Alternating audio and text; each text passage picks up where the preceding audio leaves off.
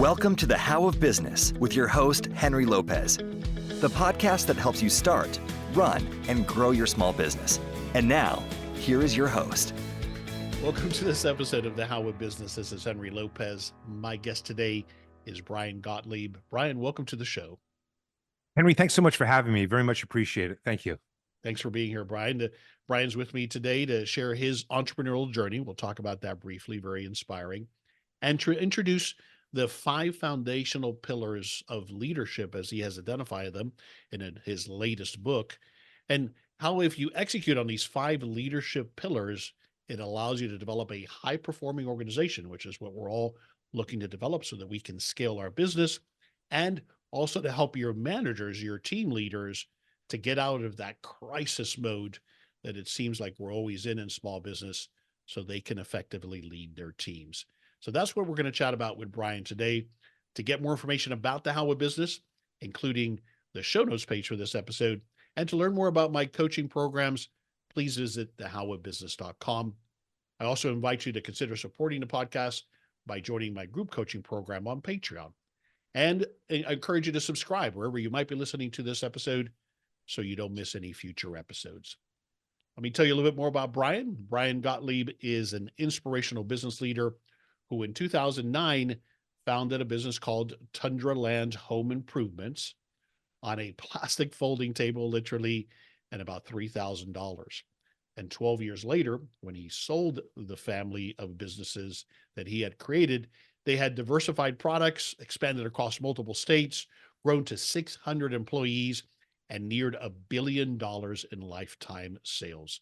The company was recognized by Inc. 5000 as one of the fastest growing companies in America. Brian's leadership principles are simple.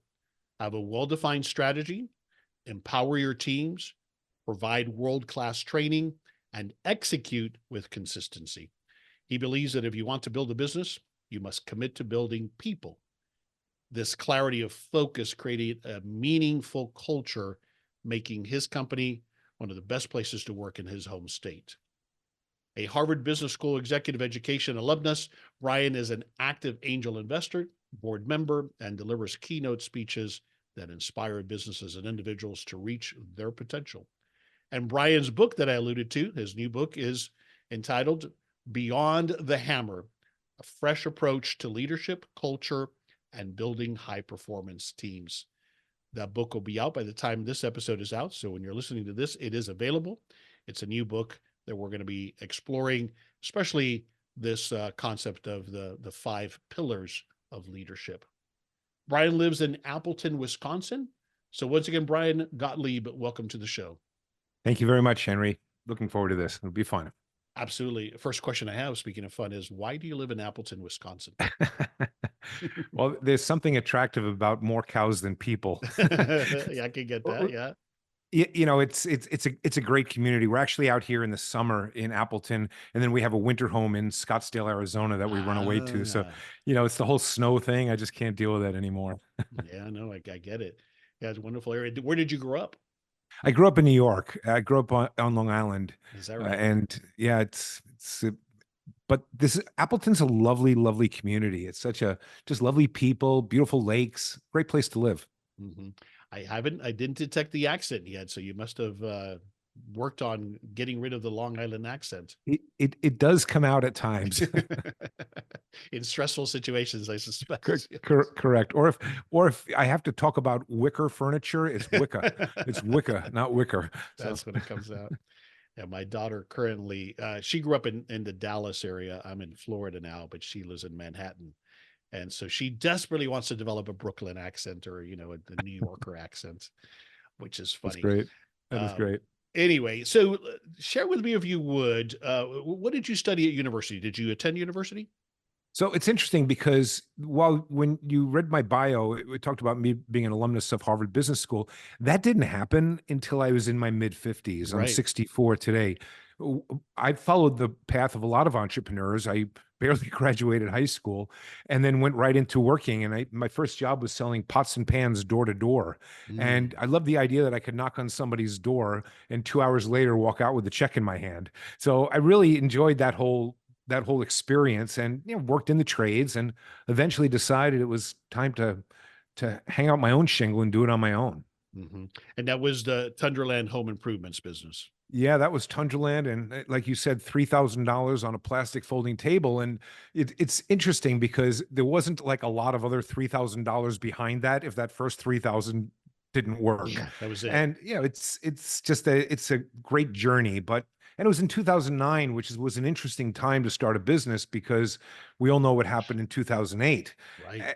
That left a lot of really, really talented people that were looking for, a great organization to join. And I felt it was just a real opportunity to really build a different type of business, more than just a home improvement company. How do I build a company that's truly woven into the fabric of the communities that we serve? Mm.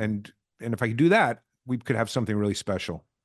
I particularly like that perspective about looking at, you could have easily looked at the economic situation and said, oh, there's no way I'm going to start a business now. Instead, you identified a segment where there was still demand and an opportunity to leverage those people that might have been unemployed at that time or lacking employment, and leverage that to find good people. So I love that takeaway there. Yeah, and Um, look, Henry, we both know mm, if you're thinking about starting a business, it's super easy to create a really long list why it's never a good time to that's start a right. business. That's right. That's an easy list to create, but it's really about it's really about putting that list aside and taking some risk and being okay with it and having confidence that you can execute. Often, FUD can overwhelm us. FUD stands for fear, uncertainty, and doubt. And we can't let the whispers of FUD that live between our ears control us. Sometimes we just have to simply change the rules and walk through our fears. Absolutely. Well said. I always like to quote Dickens, there's the best of times, it's the worst of time. I don't know. Now, if you had told me in 2008, 2009, I'm going to start a mortgage brokerage business, okay, I might want to wait, or a restaurant in the middle of the COVID pandemic. But other than those obvious examples, what entrepreneurs do is we look for the opportunities, right? Correct. Correct. What I found interesting in 2009 is because a lot of companies have certainly have pulled back on marketing and such, and I was able to create a lot of relationships with different advertising sources where instead of normally you have to pay a lot of money to do some advertising, I was able to put together programs where you advertise, we'll do a dedicated phone number or a dedicated, URL, and I'll pay you on performance. Many magazines had open inventory that they weren't using. So there were, even in difficult economic conditions, it does create opportunities if you have a learning mindset, if you look for it. Yeah. So it sounds like you were entrepreneurial by nature from early days. Is that true? Did you aspire to have your own business, or did you not know early on? Well, I always wanted to have my own business, and I think, look, I love the idea of growing things, and I spent a lot of my years helping other people grow their business, working for somebody, and I thought, it's just time to do it on my own. It's just time. Before I started my business, I was a consultant in the industry, in the home improvement industry, and traveled to companies all over the country. And I kept this journal from the very beginning, and I tried to read a business book a week during my consulting days Mm, to try to get my to really just keep a learning mindset. But I kept a journal. And on one side of the page was, if I ever start a business, I'm never doing this. mm, And the other side was, if I ever do a business, I'm certainly doing this, because I saw a lot of things out there I saw some great things and I saw some real troubling things. So it kind of gave me a blueprint on it was almost like getting a PhD in business just by seeing what success and failure both looked like. mhm. If resources aside, in other words, if you would have had the money, which is the easy thing to exclude here, would you have started your first business sooner, or you think the timing was where it needed to be? I did really well as a consultant, and as a consultant, it's kind of like having your own business, Right. but ultimately you're trading hours for cash. And also, the other challenge with being a consultant is, I'm sure you're often living in hotels on the road, missing kids' baseball games and dinners with your wife and all of those sort of things.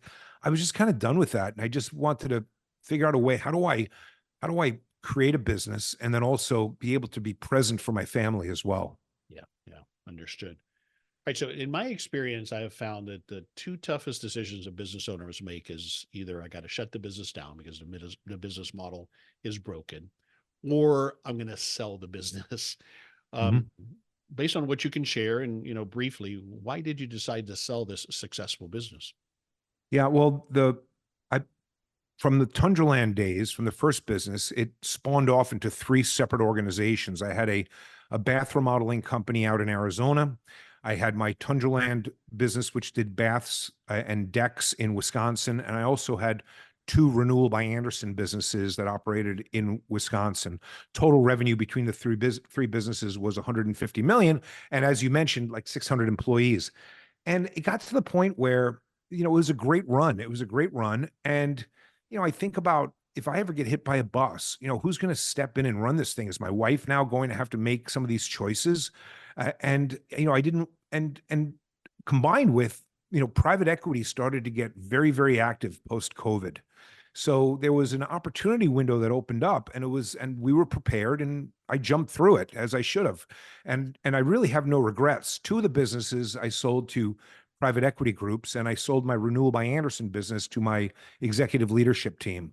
So look, it gave all of the people that worked for me an opportunity to have another leg up in their career, because when you join a big, large organization that's really, committed to growth, it creates opportunities far beyond what I could provide. So I really thought it was a win-win all the way around. It was a great time to take chips off the table, a great time to really spend time with my family, but also a great time to provide the next career opportunity for those that worked for me. And the sales took place. When are we talking about, more or less?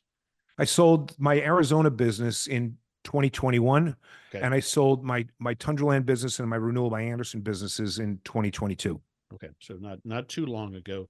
And in that interim, obviously you've done things like write a book and other things, but you haven't started other businesses, or what have you been doing in that time primarily? Besides spending time with family, obviously, Yeah, but yeah. Well, and writing a book that took 2 years. that took two Other years, than yeah. that, And I know you speaking and so forth. Yeah, yeah, exactly. I do a lot of keynote speaking, and I sit on boards for organizations, and I am an investor in several businesses, but I stay out of the day-to-day operations. I try to invest in organizations where I believe I can add value and provide some governance, especially to startup organizations that desperately need that sort of thing. Yeah. And that's where I try to, and I mentor people, but I fortunately I don't charge for that. I just kind of, I'm always willing to take a phone call from somebody that's struggling. That's wonderful. Part of the reason I asked that context question is understanding. I did an episode about this recently. Is sometimes when you sell a business that has been a part of you that you've created, it Mhm. becomes to a big extent your identity. How did you manage that? Did you struggle through some of that, or do you think you had that in check as far as that? I used to be the guy who created this incredibly successful business, and now that's not who I am anymore. How did you deal with that? Yeah, it's sort of like your business is your child, It right? is. And It is. you've raised this thing from nothing to this real significant, meaningful organization with strong culture and a real purpose and people that believe in themselves and believe in each other. And and you're right, it is a process. But part of my decision making, because again, there were a lot of opportunities, right, of people I could have sold the business to. I chose to align the buyer with somebody that really recognized and valued the culture of the businesses that were created. So I felt like I was doing everybody justice by passing it on to a really great organization.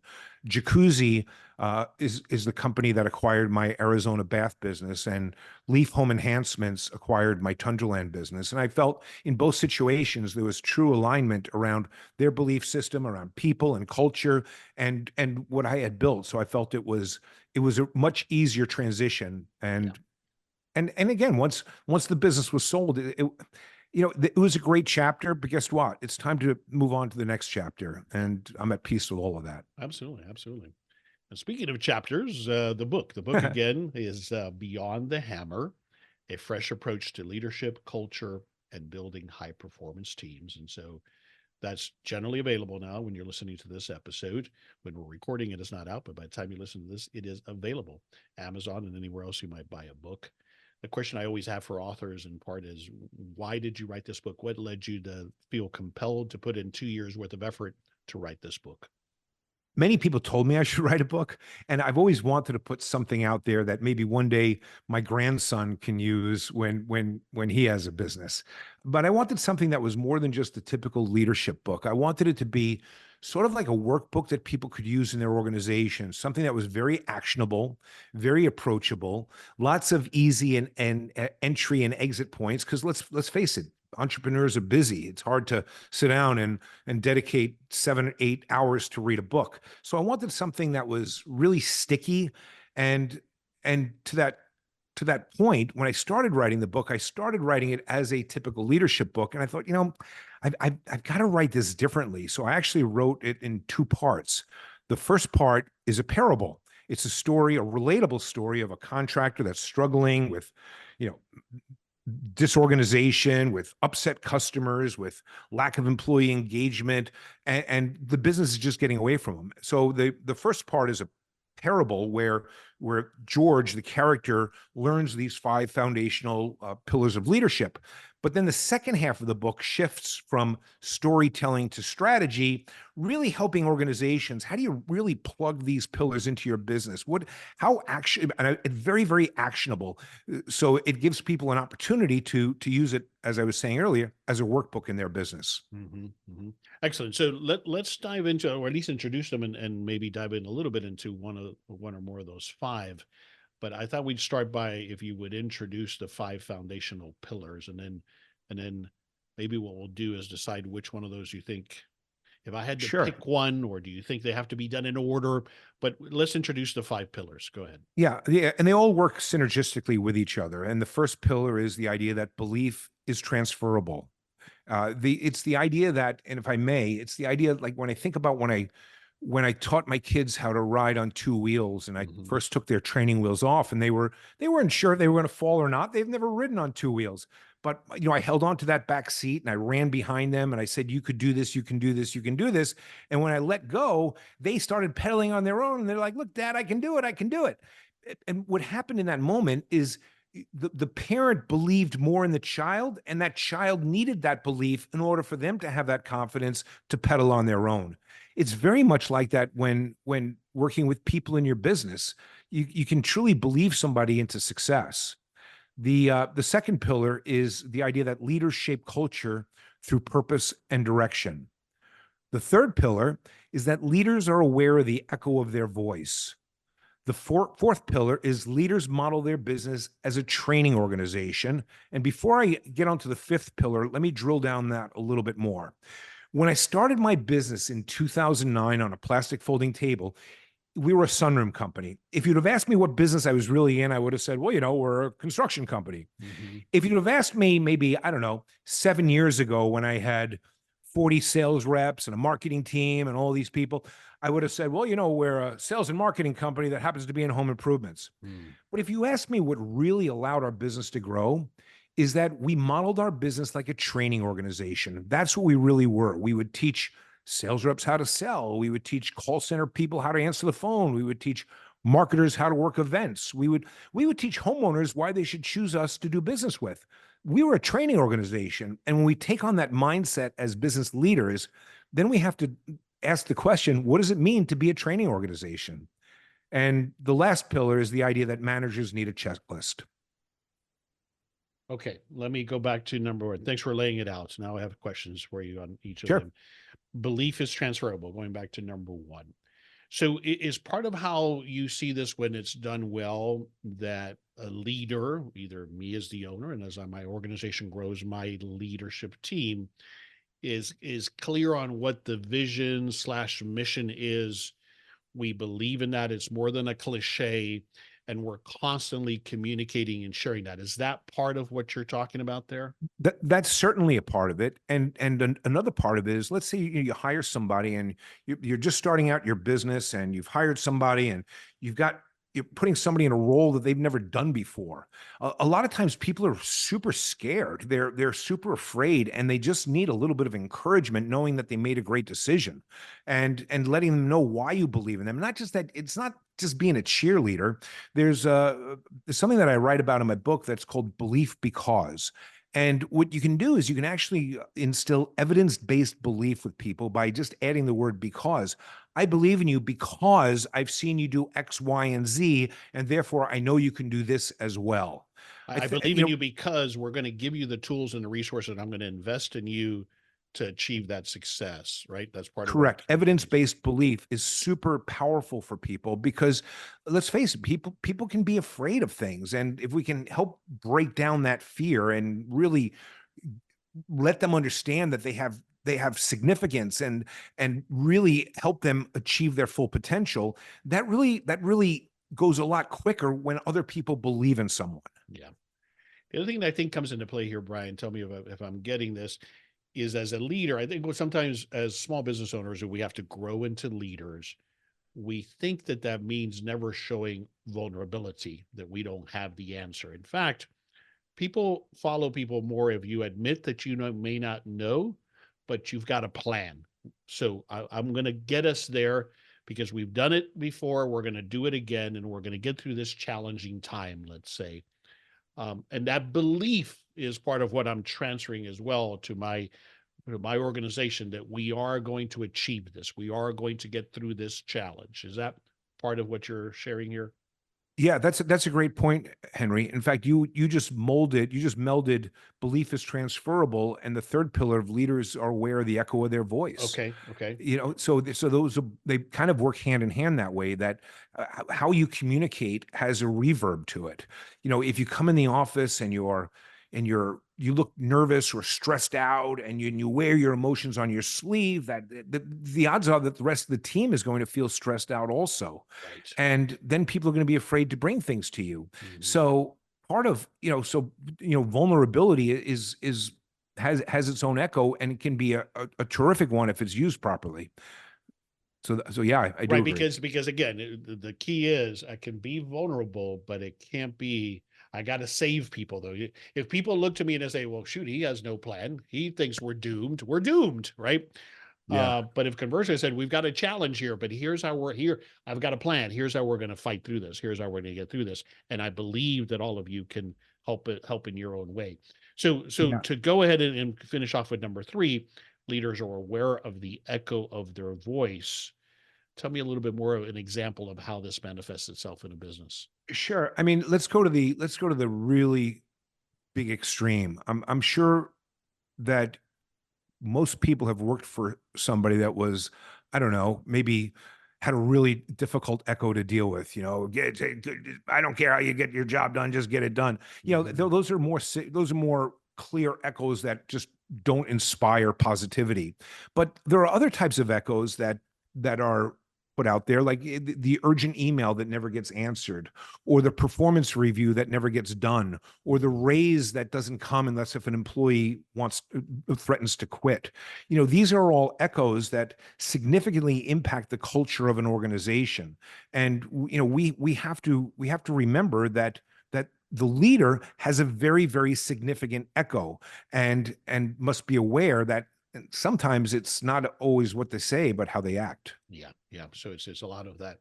Okay. So it's more, because when I hear the word echo, I was thinking it was just what I say, but it's also how I behave and how I'm modeling that everybody's looking at and that's impacting the organization. I might say one thing, my vision statement might say something, but really at the end of the day, how do I behave? That's really what people are looking at. Right. I'll give you a great example. You're in a meeting with a bunch of other people in the meeting, and there's maybe some new information being shared, and maybe you get the new information right away, and the next thing you know, you're on your cell phone, kind of checking emails and all that kind of stuff. That's an echo that isn't necessarily the best one. A leader needs to be involved in a meeting, not just till the leader gets it, but until every last person in the room gets it. Mm-hmm. So even body language and how we sit inside of a meeting can have a significant echo on our team. Yeah, well said. This is Henry Lopez, briefly pausing this episode to invite you to schedule a free coaching consultation with me. I welcome the opportunity to chat with you about your business plans and offer the guidance and accountability that we all need to achieve success. As an experienced small business owner myself, I understand the challenges you're experiencing, and often it's about helping you ask the right questions to help you make progress towards achieving your goals. Whether it's getting started with your first business or growing and maybe exiting your existing small business, I can help you get there. To find out more about my business coaching services and to schedule your free coaching consultation, please visit thehowofbusiness.com. Take that next step today towards finally realizing your business ownership dreams. I look forward to speaking with you soon. All right, let's go back to number 2, which is leaders shape culture through purpose and direction. Explain that to me a little bit more. Yeah. Well, when you think about when you first started, I know some of your listeners are thinking about starting a business or just started a business and they're trying to grow a business. And look, in the early days of having a business, when the entrepreneur is the sole employee, the performance of the business rests solely on the owner's ability to execute.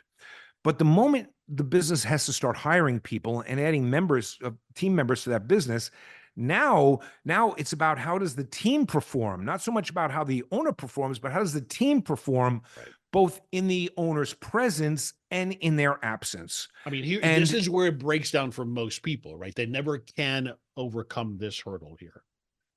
Right. And they get caught in this cycle that I can't find good employees. Exactly. I don't know why these people don't show up at work on time. I don't know why they don't take ownership of their work and all those sort of things. I don't know why we have friction between our different departments. This can all be tied back to a culture problem. And, how do you shape the culture of your business? What is culture? Culture is a shared set of thoughts and beliefs and actions inside of an organization. And leaders get to shape that through providing a strong mission that's woven into the business, and direction, a vision statement that really clearly explains what the business aspires to become and how the business wins. This is so important to have a really strong vision statement that outlines this is what we want to become and this is how we win, because it addresses more than just the KPIs of a business, but it addresses the behaviors. What are the behaviors that the people inside of the business should take on in order for the business to achieve its aspirational goals? This is how an organization creates alignment. It's really difficult for an organization to align around something if there's no strong mission and vision to align to. Yeah, well said. One of the ways that I think, if I'm following Brian, that we made this happen at a business that I owned, we've since sold it, is what we call it. We had what we called a manifesto, and it listed specific ways we behave and don't behave. And that was something we would share even in the interview process to have people self-qualify. This is kind of how we behave here. And it reflected, here is how we purposefully execute out our vision and mission. And so I think that's an example of how, and then of course it was written by myself and my partner. We believed in that. It wasn't just, lipstick. It was real, and how we really believed about how we want the business to represent us. Yeah. Yeah. And it's so important because aligning behaviors, your culture in an organization is shaped by the lowest level of acceptable behavior inside of an organization. I'll say that again. Your culture is shaped by the lowest level of acceptable behavior inside of an organization. This is why having clear understanding on what behaviors are acceptable and what can't be tolerated is hugely important inside of any organization. Otherwise, you're going to find yourself in that spiral of always, this revolving door of employees because nobody's really quite the right fit. Well, maybe they're not the right fit because they don't understand what their expectations are from a behavioral standpoint. Yeah. I love it. I love that quote so much. I have it on my notes. Again, the culture of a business is shaped by the lowest level of acceptable behavior. Now, what I read into that, well, lots of things I can read of it, but one of the things I read from that and I interpret from that is a belief I've always had that if somebody's not a cultural fit, assuming you've got a clearly defined culture, you've got a strong culture, then that person must go sooner than later. To leave that person, to allow that person to remain, even if it's because, you're desperate for that position and you don't think you can find another person to replace them, that kills a culture, doesn't it? Yeah, if you think about it as a four square, right? So you have four options, right? You have a low performer, low culture fit. I mean, that's the person that you should let be successful somewhere else outside of your organization. Mhm. You have the high performer, high culture fit. Well, those are the people that you want to promote Right. and then reward. But that's not where most organizations get stuck. No. It's what do you do with the high culture fit, low performer?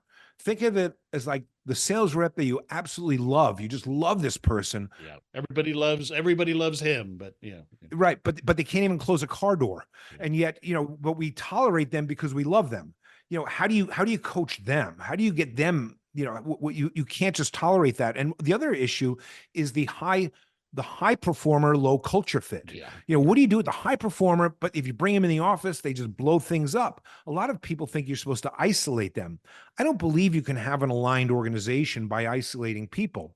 I think you have to coach up high performers, low culture fit through using alignment to a mission and vision statement, behavioral. You coach up your high culture fit, low performer using short KPIs, short measurable performance improvement plans that you put them on so they can grow into the results. But by doing nothing isn't a great option. You have to address those two quadrants. Of those two quadrants, I think that the high performer, low culture has the most negative impact. What do you think? Oh, it certainly does. It can be a cancer inside of a business, and that's why even isolating it to me is not what I would suggest. Yeah. And look, again, if in a the advantage to having a mission and vision, and I like even having a team. If you have multiple departments, I'm a big fan of team vision statements, so that could be very specific to that department's behaviors that are needed in order to win. And when you're doing a review with somebody, now the conversation expands beyond KPIs to alignment to the team vision statement. And again, that's how you coach up that low culture fit. But it's not easy, and not everybody can be coached up. And then I think you have a choice to make. Yeah. Yeah. Okay, excellent. We could talk about that for days, but let's bring it back. So we've been talking about the Yeah. five foundational pillars. Number one is belief is transferable. Number two is leaders shape culture through purpose and direction. Number three, we already went deeper into, which leaders are aware of the echo of their voice. Number four is leaders model their business as a training organization. So I think what I'm hearing there and reading excerpts of the book, the way that to kind of for me to understand it, I almost see this is what I would call making sure you've got the systems in place. Make sure that this is repeatable. What Michael Gerber talks about with building a business as if it was going to be a franchise, even though you might only own one unit. Am I on the right track here with what you're talking about, or what am I missing? You certainly are, Henry. I'll tell you a story. When in the early days of my business, I probably had, I don't know, maybe I had 50, 60 employees. And like a lot of business owners, I was the bottleneck in the organization. I was clearly the bottleneck. There was a time when there was actually a line of people standing outside of my door, waiting for an answer from me so they can go do their job. That's just simply not a scalable business. And that's when I realized in that moment that the people in our organization weren't empowered, and that's my fault. And if I hope to have an empowered team, not driven by policy but driven by empowerment, then I needed to be able to train them. I needed Right. to be able to teach them how to make decisions. And to teach them how to make decisions, I need to become a training organization. One thing I did, by the way, I remodeled my office, and I took out my classic desk and I put in a solid slab of wood as a desktop with no drawers, because I felt if there's a piece of paper in my office, it's in the wrong place. Somebody's Interesting. not empowered. And it Interesting. was just a reminder to me to always be training and always be developing others. Love it. Love it. And that, I think that ties back to it. I believe that I can train, going back to that quadrant, I can hopefully train someone how to perform the task, how to develop those skills. It's pretty hard to train on culture, you could argue. Yeah. But again, Yeah. that goes ties back to that. But again, it's that philosophy of empowering your team, your people to do what and I have found, I'm sure you found it as well, that begins to address this whole issue of, oh, nobody wants to work hard, nobody wants to do their job. I think that most people show up to work wanting to do a good job. The thing is that we keep them from being able to do so because they don't, either the rules of the game keep changing, or they don't have the resources or the tools to do the right job, or we undermine them by taking away their ability to do their job. I think you're spot on there. And, it's interesting when you build a business, you have a choice, right? Do you build it through policies? Do you grow through everything has a policy and then you need managers just to implement the policies? Or do you grow it through empowerment? And if you're going to grow it through empowerment, you have to teach people how to make decisions. And in a policy driven business, mistakes are punished. In an empowered business, it's indecision that's frowned upon. You can learn from mistakes, but you want to empower people to make decisions. But then you have to have things documented. And so when you think about documentation, I'm sure most people know that they need to document things, but where do you start? I always recommend starting at where the friction points are in a business. Friction can happen anytime a employee is interacting with a customer, or an employee is interacting with another employee from a department to department. That's low-hanging fruit on where documentation can start. And it creates a training model. And I would say, don't let perfection stand in the way of progress when it comes to documenting things. Even if something is 3 sentences long for a process, great. You can always build on that later. But just get something out there and begin training. Well said. Well said.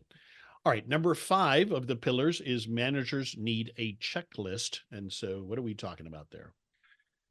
Yeah. So what happens in organizations is that when the business starts to grow, often the person, if you have a frontline, maybe you have a call center person that you're hiring, you might train them for a week before you let them talk to any customers on the telephone. If you have a sales rep, you might train them for 2 weeks before you let them in front of your customer. But what happens with a manager is, I need a manager. I'm going to look for somebody that has the most amount of experience, and bam, you're a manager without any training on what it means to be a great manager. And managers are the custodian of the company's culture. They're the custodian of the company's culture because they handle key things like hiring, like terminating, like training, like rewarding, and involved in compensation. And how a manager does those things affects how people on the team think and feel about the business, their mindset. How the team thinks and feels about the business determines how they perform, and that determines organizational performance. Managers often get neglected because there's not a really great training program on how to be a great manager. So managers need a checklist. And in the book, you'll see the 10 practices of high-performing managers. I go into great detail on each one of the practices of being a great manager. That's very, very actionable, so people can train their managers on how to be excellent at what they do. And by the way, it's not, when I speak around the country, I often ask groups of people, what is the difference between a leader and a manager? And I often hear things like, well, managers tell you what to do and leaders show you what to do. Well, I prefer a different definition, that managers are responsible for the day-to-day complexities inside of a business, ensuring systems and processes are being followed, while leaders drive change in behavior, change in direction. But it's not necessarily 2 different people. It's often the same person wearing 2 different hats. Sometimes you have to put your management hat on, and sometimes you need your leadership hat on. Sometimes you have to use levers of control, which are management, and sometimes you have to use levers of influence, which is leadership. The 10 practices of high-performing managers provide the tools on how to do both of those effectively. But therein lies the challenge, though, obviously, Brian, is now we're expecting someone, and maybe has never done this before, for somebody who's newly promoted, to do both, manage and lead. It's even harder sometimes than my responsibility at that point. As I grow in my business as CEO, I'm focusing more on leadership. Here, I'm asking these individuals to do both. Yes.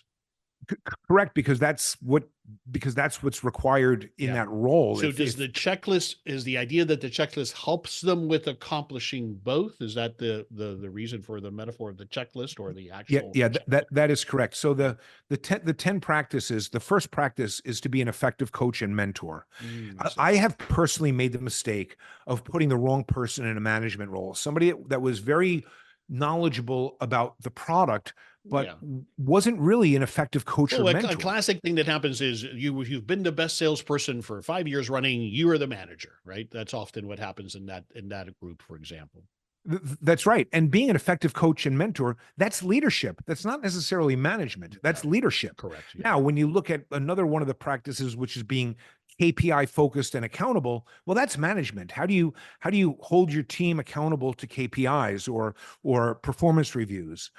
So the role of a manager, there needs to be a new word. There needs to be a third word created. That's not manager, that's not leader, it's something in the middle. Because in today's environment, really that person has to do both roles in order to create a great workplace environment. There are studies out there that upwards of 60% of people have left a job simply to get away from a manager. So that means that there's a real opportunity inside of organizations. And by the way, if you have a great management program that really is focused on developing people and hitting targets and all those sort of things, it's a massive competitive advantage in an organization. It's because you create a team that really understands what it takes to win. And so that comes back to that fourth pillar of the training organization. So the training organization has to have that checklist and the training for those managers to become managers and leaders.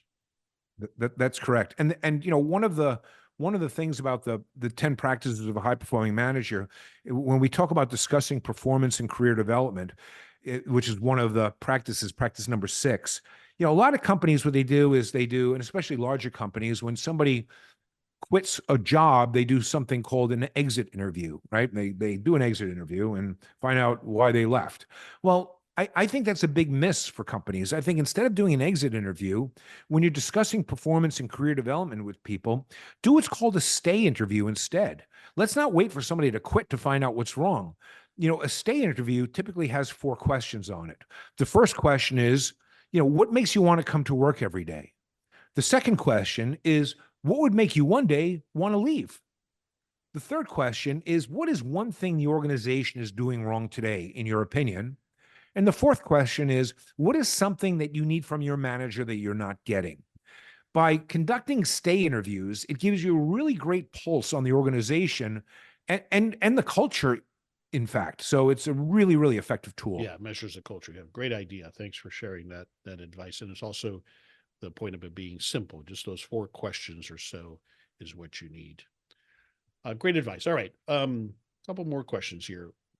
You've shared some examples, but what else stands out to you when you think about a small business that if you are looking at it, analyzing it, you've been brought in to see what's going on, that is an indicator to you that the culture is, I'll call it, healthy or strong? What do you look for that is an indicator of a strong culture? Yeah, it's a great question, Henry. First of all, is it authentic, right? Every business has a culture. You can't help it. It has a culture. Right. But what is that culture, right? What do people see as what do they value? Our mission statement was to do well and do good. And what that meant is, what is the purpose of business? It's to make a decent profit decently. And that's a pretty lofty mission, right? So that's an example of one that could easily be that sounds great from a marketing perspective, but is that really what's going on, is what you're alluding to? Yeah, right. Right, which is why why everybody has to understand, what does it mean to do well?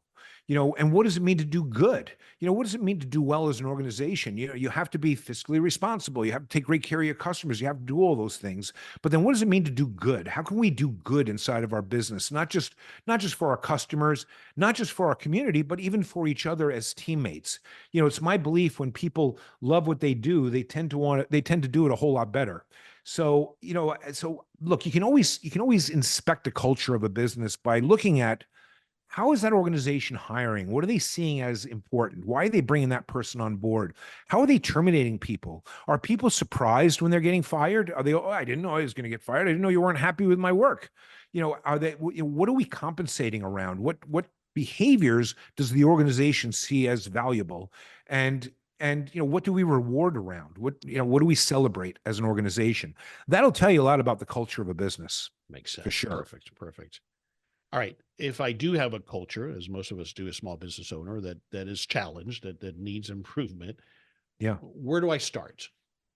Yeah, I would start by, what is your mission and vision? Shaping the culture through purpose and direction.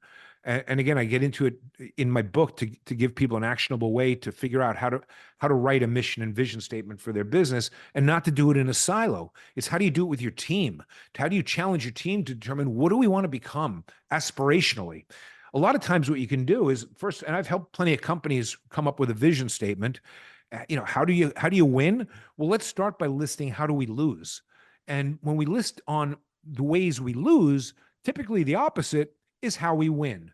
And now we have a strong vision statement that aligns everybody around the right behaviors that the organization needs to have. These often what happens in businesses that have a difficult culture, there's either no clear mission or vision, or one that isn't meaningful and known by everybody. Excellent. Excellent.